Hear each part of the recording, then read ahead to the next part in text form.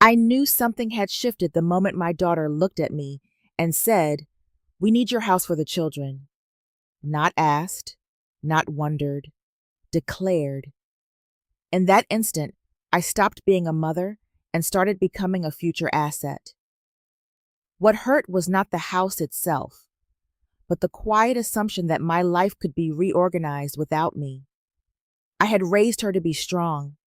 I had not raised her to measure my worth in square footage. That sentence cracked something open, and once I saw the plan forming around me, I knew I had two choices: fade quietly or move first. Before we dive into today's story, take a moment to share where you're watching from. We love seeing how our stories bring people together from every corner of the world. Your thoughts and comments are what make this community so special, and we're truly grateful to have you here. If you haven't already, don't forget to hit that subscribe button and turn on notifications so you never miss a new story filled with drama, resilience, and unexpected twists.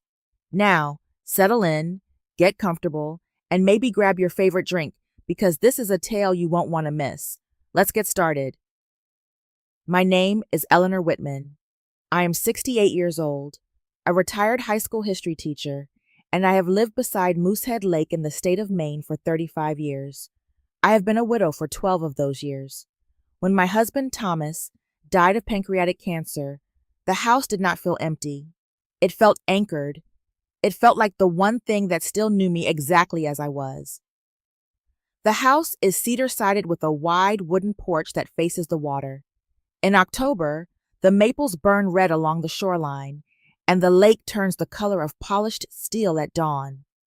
I rise before the sun most mornings.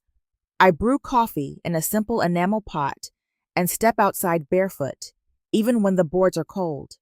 After that, I take the kayak down to the small dock Thomas built with his own hands. The lake at that hour is quiet enough to hear a loon's call carry for miles. It is the kind of silence that steadies a person. I spent 32 years teaching American history to teenagers who believed the past had nothing to do with them. I taught them to read between lines, to question motives, to notice what was not said. Retirement did not dull that habit. If anything, it sharpened it. I manage my pension carefully. I review my investments quarterly.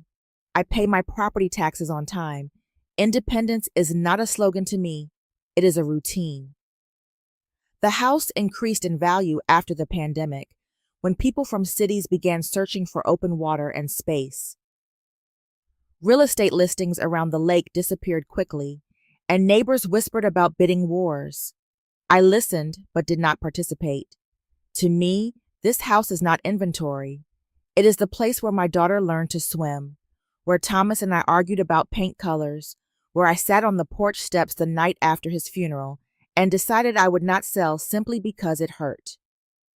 My daughter, Rachel Whitman Doyle, lives in Boston, Massachusetts. She works in corporate finance and speaks fluently about growth projections and long-term positioning. Her husband, Michael Doyle, advises clients on property investments. They have 2 children and a mortgage large enough to require discipline. I have never interfered in their choices. I send birthday checks. I attend recitals.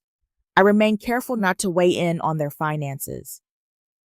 Over the past year, Rachel's phone calls shifted in tone. She began asking about estate planning and long-term stability. She mentioned how fortunate the children would be to have a secure future. The words sounded reasonable, almost tender, but they carried a practical edge I had not heard before. She asked about property taxes. She asked about maintenance costs. She asked how often I used the upstairs bedrooms. One afternoon in late October, she stood in my living room, sunlight pouring across the braided rug Thomas and I bought during our 10th anniversary trip. She looked out at the lake for a long moment before turning toward me. There was no hesitation in her voice when she said, "Mom, we need your house for the children." She did not ask whether I was considering selling. She did not ask how I felt about leaving. She spoke as though the conclusion had already been reached and I simply needed to accept it. I watched her carefully, the way I once watched a student defend a weak thesis. Her posture was confident, almost protective, as though she were safeguarding something fragile.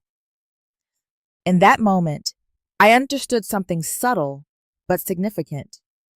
She was not speaking about my present life beside this lake. She was speaking about a future in which my house existed separate from me.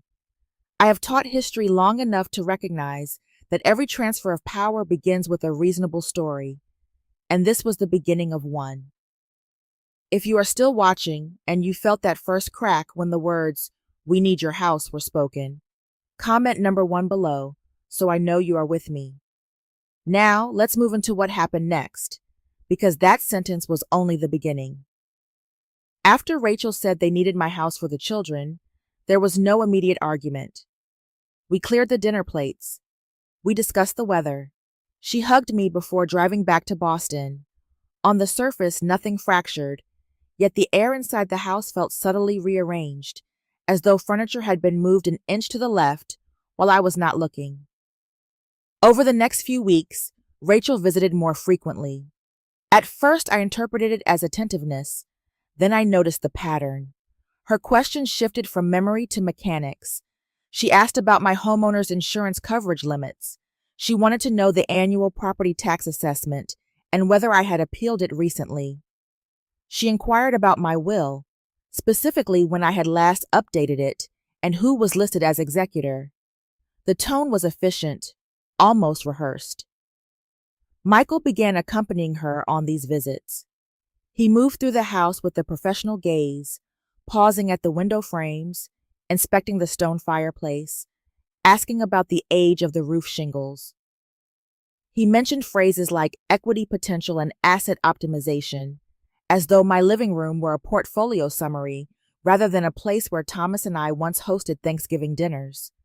He asked about the structure of my retirement accounts and whether I had diversified enough into growth funds. I answered politely. I did not volunteer more than necessary. One Tuesday morning, I received a phone call from a real estate appraisal company based in Bangor.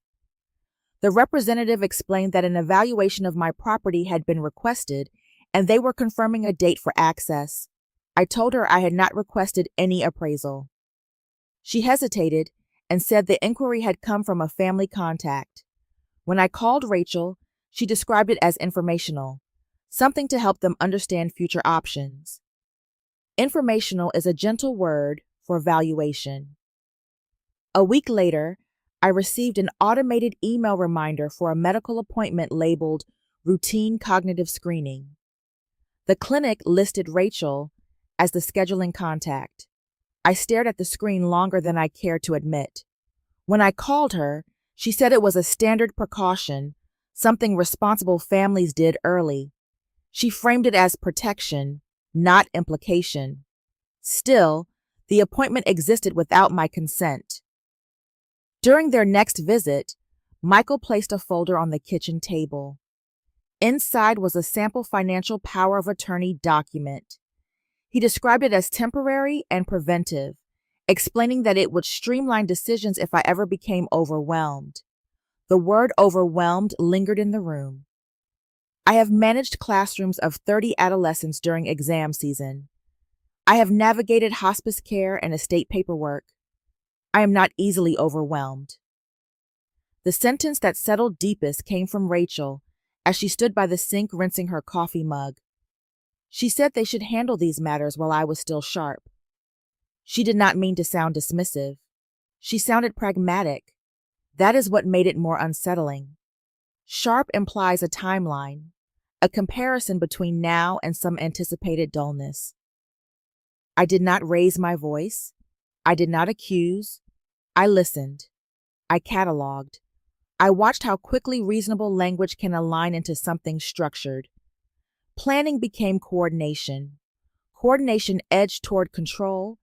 Each step was small enough to defend individually. That evening, I sat alone on the porch as the lake darkened into ink. The loons called again, indifferent to human arrangements. I realized then that no one had mentioned my wishes in any of these discussions. The plan had begun without me as its author. Plans rarely announce themselves as takeovers. They present as concern and assume agreement. If you are still here and starting to see the pattern forming beneath the politeness, comment number 2 below to show you are paying attention. Now, let's move forward, because the next step crossed a line I never expected. The shift from conversation to action happened quietly, the way ice forms across a lake overnight. I did not hear it crack. I saw it in an email. It arrived on a gray Thursday morning while I was reviewing my quarterly investment summary. The subject line read, "Confirmation of authorized secondary contact." At first, I assumed it was a routine fraud alert. When I opened it, I saw Michael Doyle's name listed beneath mine, identified as an approved secondary contact for my primary checking and brokerage accounts. I had not authorized that. I read the message twice before picking up the phone. The representative at the bank spoke in the careful tone reserved for delicate matters. She explained that a call had been placed earlier in the week from a family member expressing concern about my financial capacity. As a precaution, the institution had added a secondary contact in case irregular activity occurred. She assured me that no transactions had been made and that the contact did not have direct control, only notification privileges. Notification privileges are not neutral. They are positioning. I asked her to remove the authorization immediately and to note in my file that no changes were to be made without my explicit written consent. My voice remained even. When I ended the call, I sat at the kitchen table longer than necessary, studying the grain of the wood as though it might reveal a hidden seam. This was not a suggestion. It was an insertion. That afternoon, I took out a small leather notebook I once used for lecture outlines. I wrote the date and time of the email. I summarized the bank's explanation. I listed every prior step that now seemed less isolated than before: the appraisal inquiry, the cognitive screening appointment, the power of attorney draft. I did not embellish. I documented. Rachel called that evening, her tone light but measured. She mentioned that I seemed to be forgetting small details lately. She said I sounded more reactive when topics about the house came up. The phrasing was subtle, concern layered over implication. When I reminded her that I had not authorized any changes to my accounts, she framed the bank contact as protective, something families did to prevent mistakes. The circular logic was elegant. If I objected strongly, it could be interpreted as further instability. Michael followed up 2 days later with a more direct proposal. He explained that modern markets moved quickly and that my current portfolio allocation leaned too conservative. He offered to transition my investments into a managed fund under his advisory structure, emphasizing long-term growth for the children. He spoke as though I were an aging client rather than his wife's mother. I told him I would consider reviewing any written proposal. I did not commit. As I replayed the sequence in my mind, the pattern clarified. First, valuation of the property. Second, medical framing. Third, legal authorization. Now, financial visibility. Each action could be defended independently. Together, they formed a scaffolding. I was not angry. Anger narrows perception. What I felt instead was precision settling in. They were testing thresholds. How much could be adjusted without resistance? How quickly could concern be formalized into documentation? That evening, I stood on the dock and watched the wind ripple the surface of the lake. The house behind me glowed faintly through the trees. For the first time, I understood that this was no longer about a future inheritance. It was about present authority. When a financial door opens and you did not turn the handle, it is not an accident. It is a measurement. And someone is gauging how firmly you intend to close it. If you are still watching and you realize that this was no longer about concern but control, comment number 3 below so I know you feel the shift. Now, let's move into the moment I decided to stop observing and start acting. After the bank incident, I understood that observation alone would not protect me. Documentation was no longer something happening around me. It was something I needed to generate for myself. If they were building a quiet narrative about decline, I would construct a record of clarity. I scheduled a cognitive evaluation with my primary care physician without mentioning it to Rachel. Dr. Howard has treated me for more than 20 years. He knew my husband through his illness. He knew my baseline.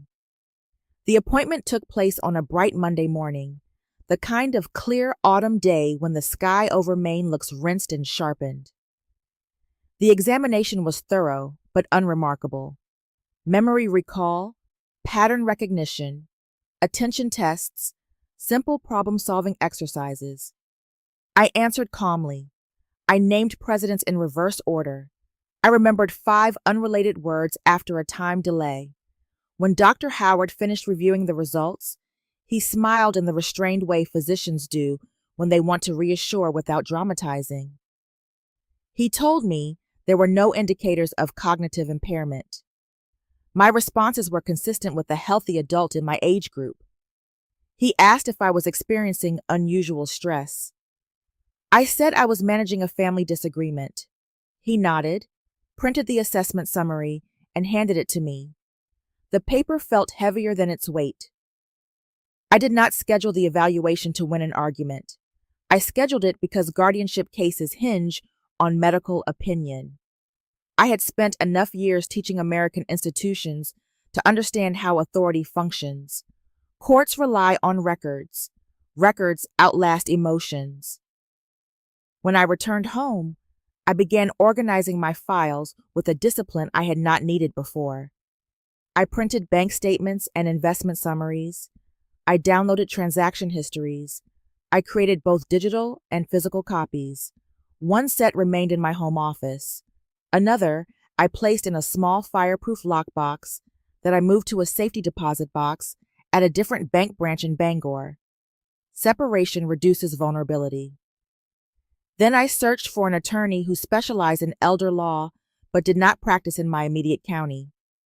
I chose a firm in New Hampshire, just across the state line, far enough to ensure neutrality.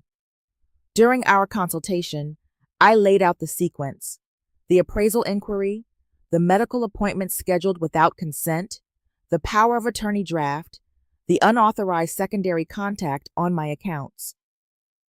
The attorney listened without interruption.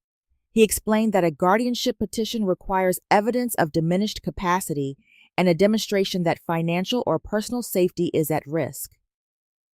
If such a petition were filed before I acted, I would be placed in a defensive position. Temporary orders can be granted quickly in cases framed as urgent. Then he said something that reframed the entire landscape.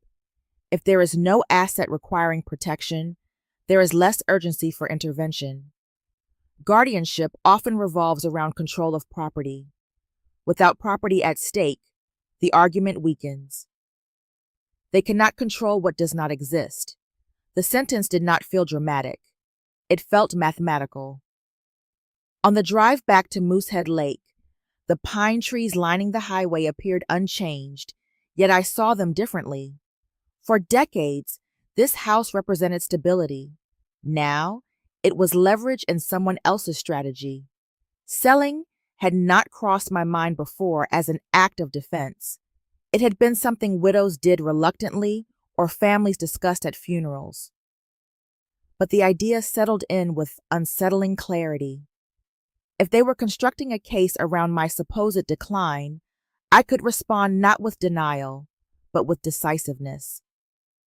As I turned into my gravel driveway and saw the lake beyond the porch, I understood that autonomy is rarely preserved by waiting. If they were preparing documentation about my capacity, I would prepare evidence of my agency first.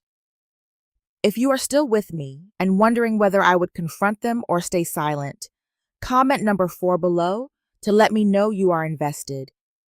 Now let's step into the Thanksgiving dinner that changed everything. By the time Thanksgiving arrived, I had my cognitive assessment filed, my documents duplicated, and an attorney on quiet standby, Rachel and Michael did not know any of this. I moved through the days with deliberate calm, as though nothing had shifted beneath us. I hosted dinner at the lake house, as I had every year since Thomas died.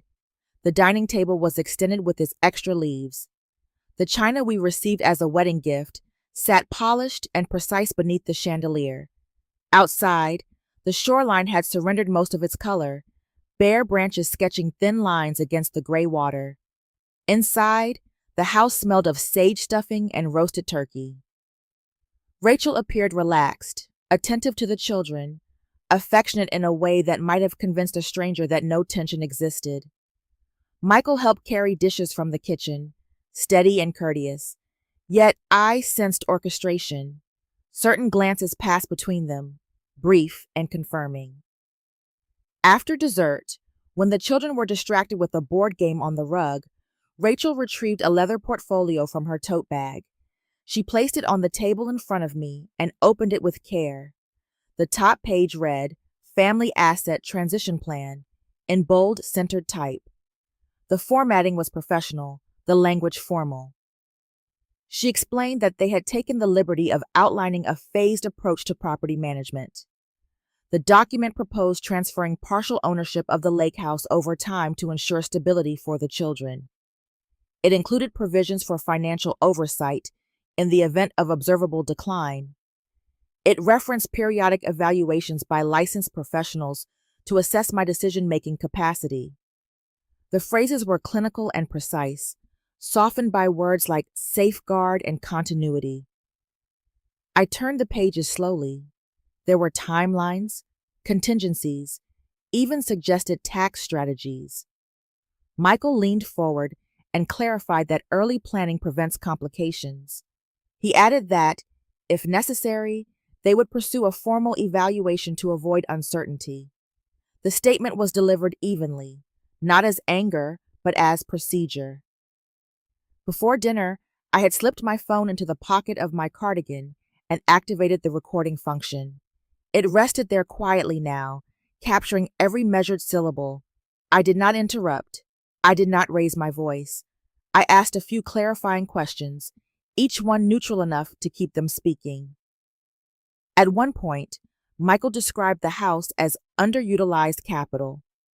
The phrase hovered in the air longer than he seemed to notice. I looked around the room at the framed photographs on the sideboard, at the scuffed oak floor where Rachel once learned to walk. Capital is a word that reduces memory to numbers. Rachel insisted the plan was about protection. She spoke about volatility and long-term security. I watched her hands as she spoke, the way she pressed her thumb against the edge of the paper when she felt certain of her reasoning. She believed she was being practical. That belief unsettled me more than hostility would have. When they finished presenting, the room felt smaller. I closed the portfolio and slid it back across the table. I told them I would review it independently and that no documents would be signed that evening. My voice did not waver. The children's laughter drifted in from the living room, incongruous and bright. The rest of the night proceeded with surface normalcy. Plates were washed, coats were gathered, hugs were exchanged at the door, yet something fundamental had shifted. Gratitude had been replaced with strategy. Concern had formal structure now.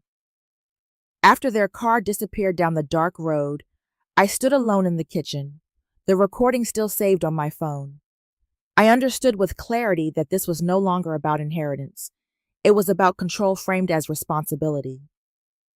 When family begins to speak in legal terms at the dinner table, the conflict has already left the realm of misunderstanding. It has entered in tension. After Thanksgiving, I no longer entertained the illusion that patience would resolve this. The recording on my phone remained untouched, stored not as a weapon but as confirmation. The phrase underutilized capital echoed in my mind with clinical clarity. My home had been reduced to an opportunity cost. I called the attorney in New Hampshire 2 days later. I did not dramatize. I simply asked what would be required to move quickly if I chose to sell. He reiterated what he had told me before. If a guardianship petition were filed and temporary orders granted before a transaction, the court could freeze assets. Timing would determine everything. I did not tell Rachel about the call. Instead of listing the house publicly, I contacted a regional land conservation trust that had preserved several properties around Moosehead Lake. Their mission centered on environmental education and shoreline protection. The director visited the following week. She walked through the house with respect, not calculation. She asked about the history of the property and listened when I described Thomas building the dock by hand. The trust had been seeking a lakeside site to establish a small educational center for local schools. They had access to grant funding and could purchase the property outright. The offer they presented was fair and uncomplicated. Cash, accelerated closing. I reviewed the numbers with the attorney. We confirmed that no legal restrictions were pending against me. No petition had yet been filed. The window remained open. The morning I signed the purchase agreement, the lake was still. I sat at the same dining table where Rachel had placed her transition plan. The paperwork before me was clean and direct. No conditional oversight. No evaluation clauses. I signed my name with a steady hand. 2 days later, I established a scholarship fund in Thomas's name, using a portion of the proceeds. The fund would support local students pursuing environmental science. The documentation listed the Conservation Trust as the administrator. Neither Rachel nor Michael would have authority over it. I did not do this to exclude them. I did it to ensure the money served something beyond inheritance disputes. The closing occurred quickly. Funds were wired. Title transferred. The house ceased to belong to me in the legal sense, though I remained for a brief agreed period before vacating. Rachel called the following afternoon. Her voice carried urgency. She informed me that they had initiated steps toward a guardianship petition, citing concern about my recent decisions. I listened without interruption. Then I told her the lake house had been sold. There was a silence so complete I could hear her breathing through the receiver. She asked to whom. I explained that it now belonged to a conservation organization and would become an educational center. She accused me of acting impulsively. I reminded her that the transaction had been executed legally and with counsel. Michael's voice entered faintly in the background, sharp and disbelieving. They spoke about challenging the sale, about emotional distress. I responded evenly that no court had declared me incapable and no injunction had been filed before closing. When the call ended, I stood alone in the living room, sunlight falling across the floorboards that would soon belong to someone else. I did not feel triumph. I felt recalibration. A week later, a temporary sign appeared near the driveway entrance announcing the future Whitman Environmental Learning Center. My last name remained on the land, but not as property, as purpose. I did not destroy a legacy. I altered its trajectory, and in doing so, I removed the leverage that had quietly formed around me. If you are still watching in shock by the decision I made, comment number 6 below, so I know you are ready for what comes next. Now let's move on to Chapter 7, because the consequences were just beginning. The sign went up 3 days after the closing. It was temporary, mounted on 2 simple wooden stakes near the gravel driveway. Whitman Environmental Learning Center, coming soon. The paint was still bright against the fading autumn grass. My last name remained, though no longer as ownership. It was designation. Rachel and Michael drove to Moosehead Lake that weekend. I was not present when they arrived, but a neighbor later described the scene to me. They stood at the edge of the property line, staring at the sign as though it might dissolve if they waited long enough. The house looked the same from the road. The porch still faced the water. The dock still extended into the lake, but legally, it had shifted beyond their reach. Their attorney contacted mine the following Monday. The message was restrained. The guardianship petition they had begun preparing lacked urgency. Without a primary asset at risk, the court would be less inclined to grant temporary authority. There was no evidence of financial mismanagement. There was a recent cognitive assessment affirming competence. Proceeding would be costly and uncertain. By the end of the week, they withdrew the petition. I did not celebrate the decision. I recognized it as practical recalibration. When leverage disappears, strategy must adjust. Rachel called 2 days later. Her voice carried a fatigue I had not heard before. She asked why I had not trusted her enough to discuss selling. I told her I had attempted discussion. The difference between consultation and presentation is subtle but decisive. She did not argue that point. Over the next few weeks, fragments of information surfaced. Michael had been managing a series of high-risk property investments that had not performed as expected. One development in particular had resulted in substantial losses. Rachel had only recently learned the full extent. The lake house had represented stability to her, a compensating asset in a volatile equation. Stability, however, had become entitlement. Their marriage strained under the weight of disclosures. Conversations shifted from future planning to damage control. I did not insert myself into those dynamics. I had stepped out of the frame. Meanwhile, I prepared to leave Maine. Remaining in the house after closing felt transitional rather than nostalgic. I packed deliberately, selecting what would accompany me and what would remain for the Conservation Trust. I left the dock keys on the kitchen counter as instructed. The walls echoed differently once the furniture thinned. Memory attaches to objects, but autonomy attaches to movement. I chose Santa Fe, New Mexico, after weeks of quiet research. I had visited once years earlier during a summer seminar. I remembered the open sky and the way light settled across adobe walls at dusk. It was a place of artists, of layered history, of reinvention without spectacle. Most importantly, no one there knew my story. The morning I drove away from Moosehead Lake, the air carried the sharp edge of early winter. I paused at the end of the driveway and looked at the water one last time. I did not cry. The house had already transformed into something beyond possession. Rachel sent me a photograph later that day. She had returned to the property with the children. In the background, the new sign stood steady against the shoreline. Her message was brief. She said she had not expected me to act so decisively. Neither had she expected the consequences of inaction. As I crossed the state line, I understood that when control dissolves, truth tends to surface. Not all of it is comfortable, but it is clarifying. Santa Fe did not ask for my history. It offered sky instead. The light here is different from Maine. It does not settle gently across water. It stretches wide and dry across adobe walls and distant mountains. I rented a small house with a flat roof and a narrow balcony that faces west. In the evenings, the horizon turns copper before dissolving into violet.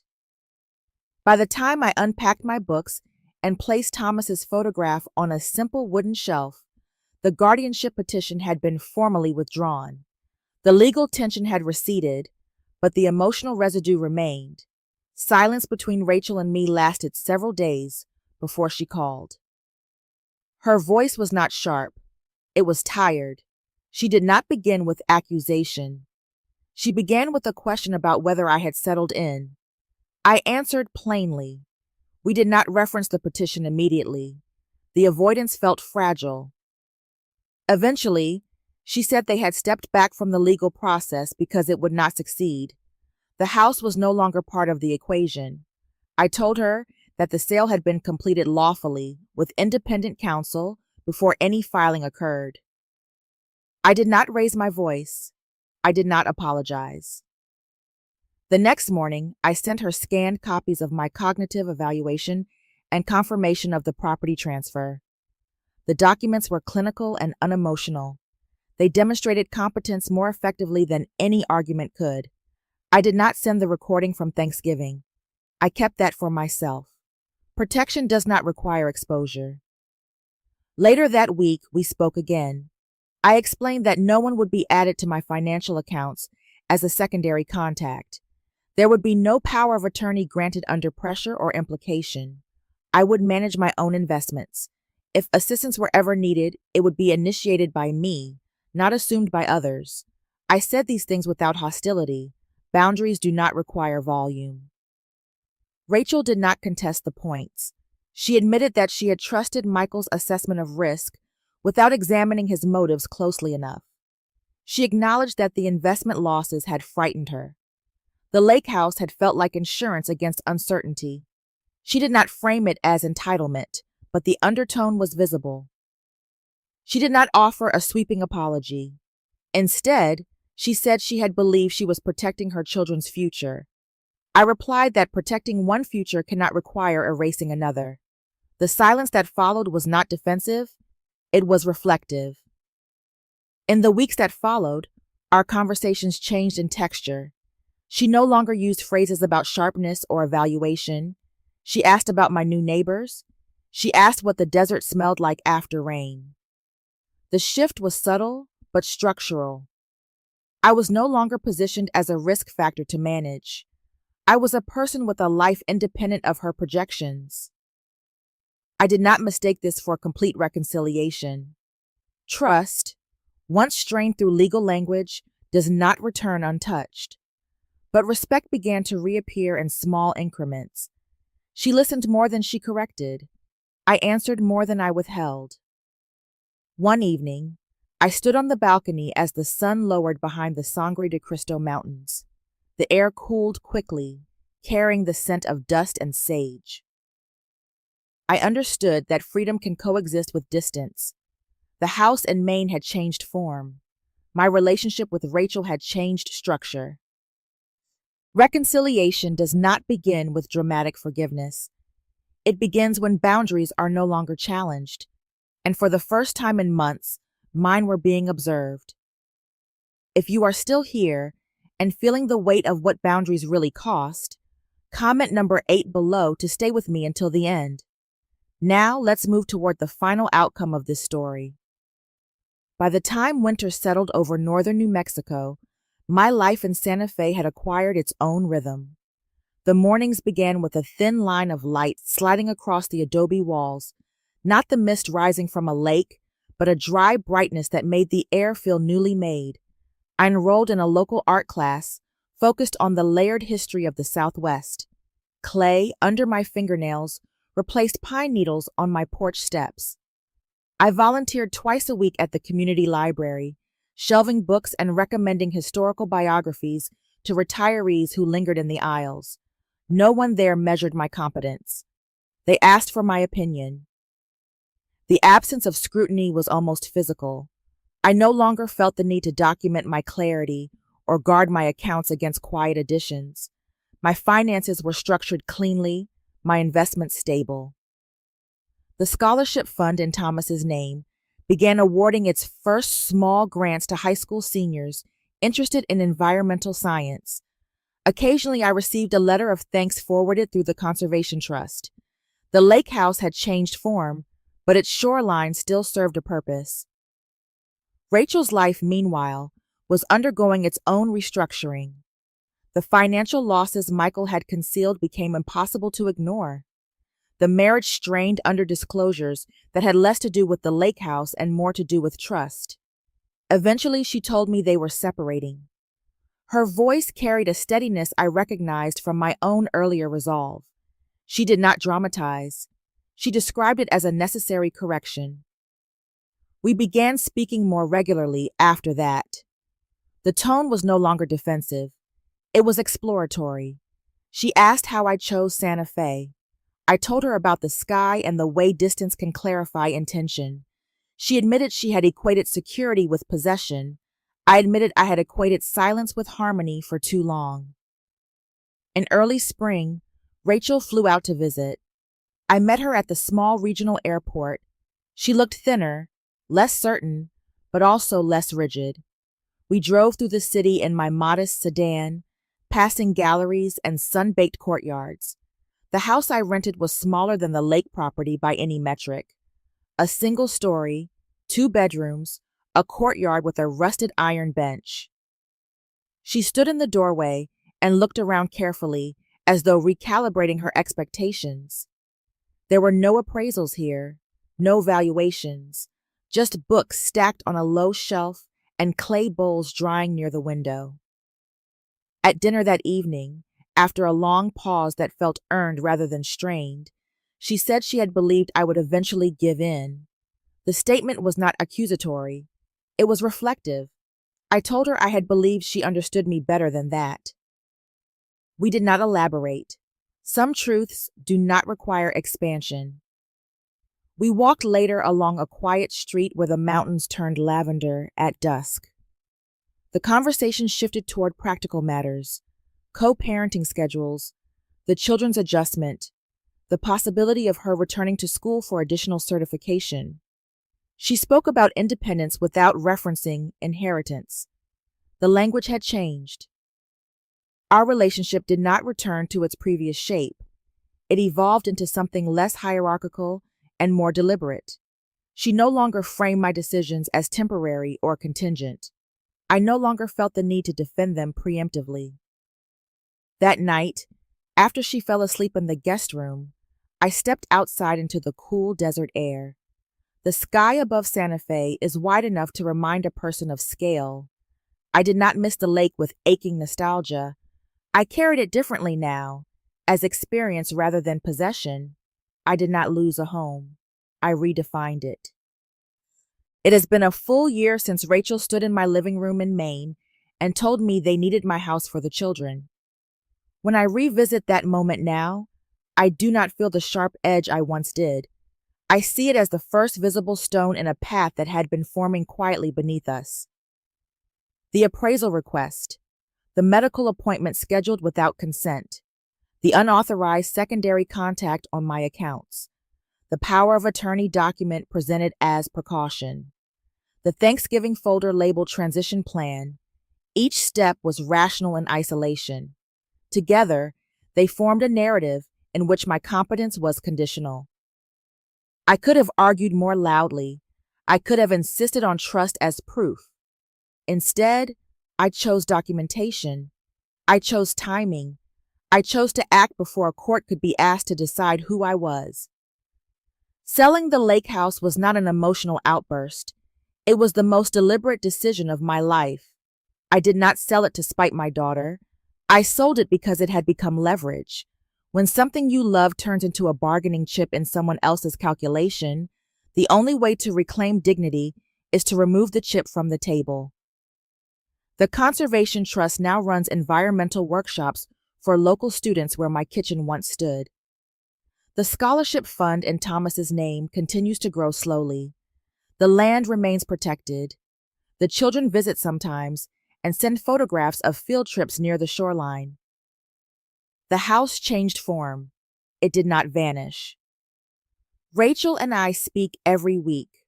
Our conversations are measured but genuine. She has built her own financial stability independent of Michael.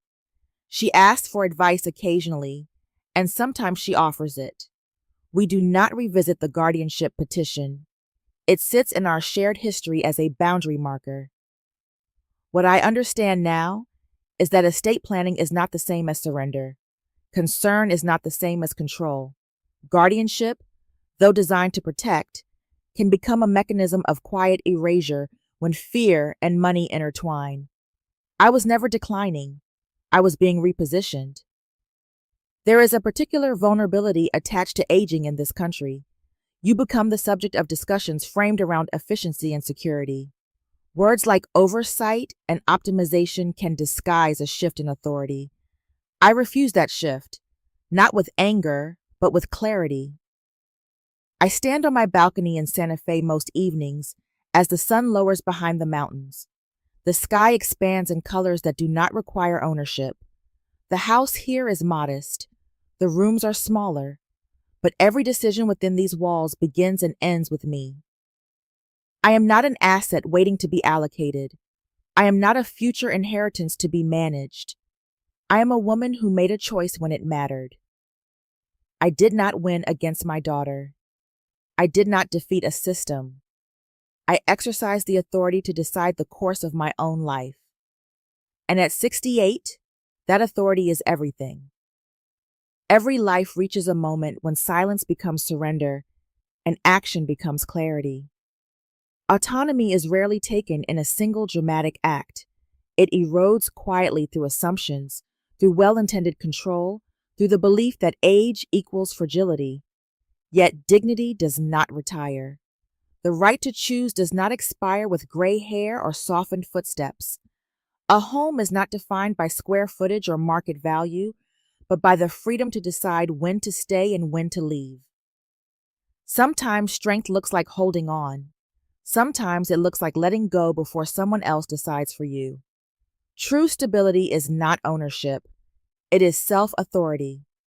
If this story resonated with you, share your thoughts below. Your voice matters. Follow and subscribe for more reflections on independence, resilience, and the courage to define your own next chapter.